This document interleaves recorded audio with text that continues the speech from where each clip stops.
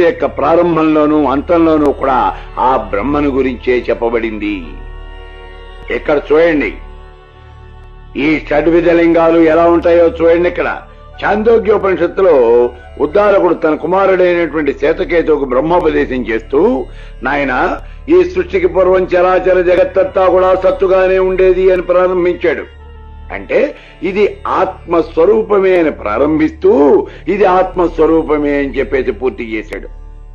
కాబట్టి ప్రారంభము పరిసమాపన రెండూ కూడా ఆ పరబ్రహ్మ స్వరూపమే అని చెప్పేసి అంటూ ఉన్నాడు. ఇక తత్వమసి, ఆ పరబ్రహ్మయే నీవు. ఈ పదాన్ని అనేక సార్లు చెప్పాడు. ఇది ఒకసారి కాదు, మళ్ళీ మళ్ళీ మళ్ళీ చెప్పాడు.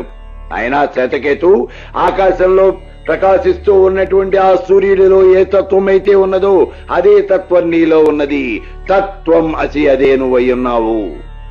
శ్వేతకేతు అగ్నిలో ఏ తత్వం అయితే ఉన్నదో అదే నీలో ఉన్నది. తత్వం అసి. భూమిలో ఏ తత్వం అయితే ఉన్నదో అదే నీలో ఉన్నది. తత్వం అసి. ఏ రకంగా ఆ జీవాత్మ పరమాత్మ రెండు ఒక్కటేను అని మళ్ళీ మళ్ళీ మళ్ళీ మళ్ళీ చెప్పాడు. దీన్నే మనం అభ్యాసము అని అంటాము. అలాగే శ్వేతకేతువుకి పరబ్రహ్మ తత్వాన్ని ఉపదేశిస్తూ, నాయన ఈ పరబ్రహ్మ సర్వవ్యాపి అన్నాడు. సర్వవ్యాపి అంటే చరాచర జగత్తంతా కూడా ఈ పరబ్రహ్మ వ్యాపించి ఉన్నాడు అన్నాడు. అర్థం కాలేదు శ్వేతకేతువుకి. ఇప్పుడు చెప్పాడు, నాయన శ్వేతకేతువు ఒక గ్లాసులో నీళ్లు తీసుకుని రా అన్నాడు. కుమారుడు నీళ్లు తెచ్చాడు. కొంచెం ఉప్పు పట్టురావయ్యా అన్నాడు. ఉప్పు పట్టుకొచ్చాడు. ఆ నీళ్లలో ఈ ఉప్పుని కలుపు అన్నాడు. బాగా కలిసిపోయేదాకా కలిపాడు శ్వేతకేతువు. కలిపాను తండ్రి అన్నాడు. ఇప్పుడు ఉద్దాలకుడు అంటూ ఉన్నాడు, నాయన శ్వేతకేతు ఆ నీళ్లలో కలిసిపోయినటువంటి ఉప్పును బయటికి తీయరా అన్నాడు. తెల్లమోహం వేశాడు శ్వేతకేతువు. తండ్రి, ఆ ఉప్పంతా నీళ్లలో కలిసిపోయింది, మరి ఇప్పుడు బయటికి ఎట్లా వస్తుంది? దాన్ని విడదీయటం అనేది సాధ్యమయ్యేంటి పని కాదు కదా అన్నాడు. అంటే ఇప్పుడు చెబుతూ ఉన్నాడు, ఉద్దాలకుడు చెబుతూ ఉన్నాడు శ్వేతకేతువుకి, నాయన ఇదే పరబ్రహ్మతత్వము. ఈ ఉప్పు నీళ్లలో ఎలా అయితే కలిసిపోయిందో ఆ పరమేశ్వర స్వరూపమని చరాచర జగత్తంతా కూడా వ్యాపించి ఉన్నది. ఈ జగత్తులో ఉన్నటువంటి 84 లక్షల రకాలైనటువంటి జీవరాశిలో చలనమున్నవి, చలనం లేనివి, ప్రాణమున్నవి, ప్రాణము లేనివి, స్థావర జంగమాత్మకమైనటువంటి ఈ జగత్తంతా కూడా వ్యాపించి ఉన్నదయ్యా పరబ్రహ్మ అని చెప్పాడు. అది నువ్వు ఎంత వెతికినప్పటికీ నీకు కనిపించదు అని చెప్పాడు. ఇదే అపూర్వత.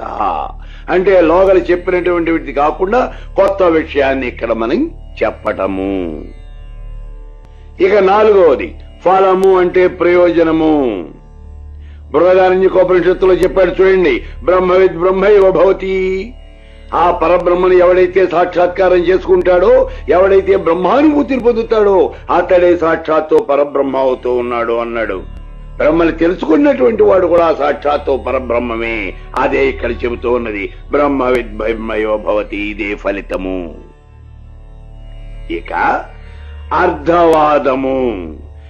ఎవడైతే బ్రహ్మలో నానాత్వాన్ని చూస్తాడో, అంటే బ్రహ్మ ఒకడు కాదు అనేకులున్నారు అని అనుకుంటాడో, అతడు గాను కట్టినటువంటి ఎద్దులాగా సంసారము అనేటటువంటి ఈ బండి చక్రంలో పడి అలా గిరగిరా తిరుగుతూనే ఉంటాడయ్యా అంటాడు కఠోపనిషత్తులో. పరబ్రహ్మ అనేది ఒకటే ఉన్నది.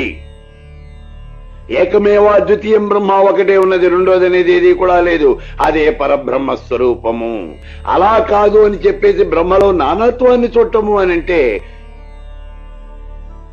ఈ బ్రహ్మని అనేక రకాలుగా అనేక రూపాల్లో ఎవడైతే చూడగలుగుతూ ఉన్నాడో, బ్రహ్మ అనేది ఒకడు కాదు అనేక మంది బ్రహ్మలు ఉన్నారు అని చెప్పేసి ఎవడైతే చూడగలుగుతూ ఉన్నాడో వాడు ఈ సంసారం అనేటటువంటి ఈ బండి చక్రంలో పడి తిరుగుతూ ఉంటాడు అన్నాడు.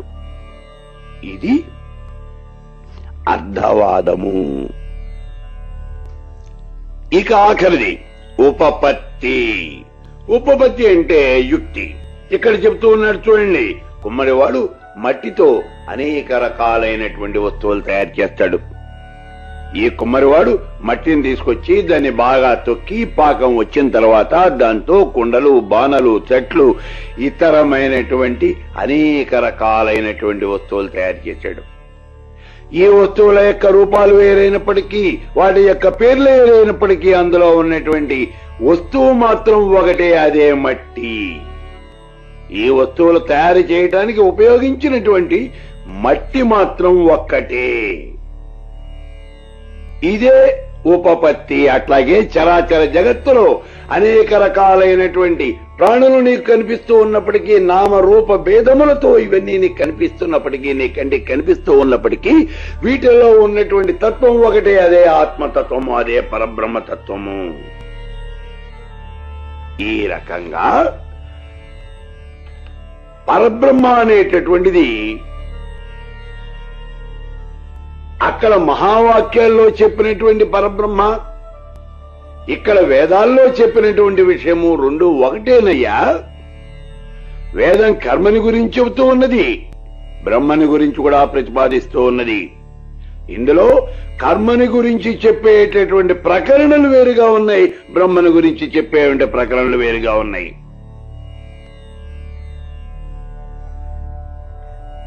ముండకోపనిషత్తులో చెప్తారు చూడండి, వేదంలో అపరా పర అనేటటువంటి విద్యలు రెండు ఉన్నాయి. అపరా విద్య అని అంటే లౌకికమైనటువంటిది, యజ్ఞయాగాది క్రతువులు. ఇవి చేయటం వల్ల మానవుడు ఈ లోకంలో ఉన్నతమైనటువంటి స్థితి పొందుతాడు, ఉన్నతమైనటువంటి శిఖరాలు అధిరోహిస్తాడు, పదవులు సంపాదిస్తాడు, ధనార్జన చేస్తాడు, సిరి సంపదలు, భోగభాగ్యాలు ఇవన్నీ సంపాదిస్తాడు. అంతే జరిగేది. కానీ పరా విద్య ఇది మోక్ష విద్య. కాబట్టి వేదంలో రెండు రకాలైనటువంటి విద్యలు చెప్పబడ్డాయి. కేవలము కర్మకాండ, యజ్ఞయాగాదులు చేయటమే కాదు, రెండు విషయాలను గురించి ఇక్కడ చెప్పబడ్డాయి. రెండు ప్రకరణలు వేరు. వేదాంతం యొక్క ముఖ్యోద్దేశం ఆ పరబ్రహ్మ స్వరూపాన్ని మనం దర్శించడమే. కాబట్టి ఆ పరబ్రహ్మకి ఈ వేదానికి సమన్వయం ఉన్నది అని చెప్పేసి ఇక్కడ ఈ సమన్వయాధికరణంలో వివరించాడు వ్యాస భగవానుడు. ఇది 4వ అధికరణం. ఇక్కడ ఒక చిన్న అనుమానం వస్తుంది. ఈ చరాచర జగత్తుకు కారణము చేతనమా అచేతనమా? ఇది వచ్చే అనుమానం. దీనికి సమాధానం చెబుతూ ఉన్నాడు 5వ అధికరణలో. దీన్ని ఈక్షత్యధికరణము అంటారు. ఈ 5వ అధికరణంలో చరాచర జగత్తుకు కారణం ఏది, చేతనమా అచేతనమా అనే విషయాన్ని వివరిస్తూ ఉన్నాడు. సాంఖ్యులు జడమైనటువంటి ఈ ప్రకృతి ఇదే ఈ చరాచర జగత్తుకు కారణము అని అంటారు. అయితే ఛాందోగ్యోపనిషత్తులో ఉద్దాలకుడు తన కుమారుడైనటువంటి శ్వేతకేతువుకు ఆత్మజ్ఞానాన్ని వివరిస్తూ, ఈ జగత్తంతా సృష్టికి పూర్వం నామరూపాలతో కూడి లేదు. అంటే సృష్టి జరగక ముందు ఈ చరాచర జగత్తంతా కూడా శూన్యంగా ఉండేది. అప్పుడు నామము రూపము అనేవి ఏవీ లేవు. అప్పుడు పరబ్రహ్మ ఒక్కటే అద్వితీయంగా ఉండేది. ఏకమేవ అద్వితీయం బ్రహ్మ. కేవలము సత్తు మాత్రమే ఉండేది. అంటే అప్పుడు ఈ సృష్టికి పూర్వం జగత్తంతా కూడా శూన్యంగా ఉండేది. ఆ పరమేశ్వర స్వరూపం ఈ శూన్యాన్ని ఆక్రమించి ఉన్నది.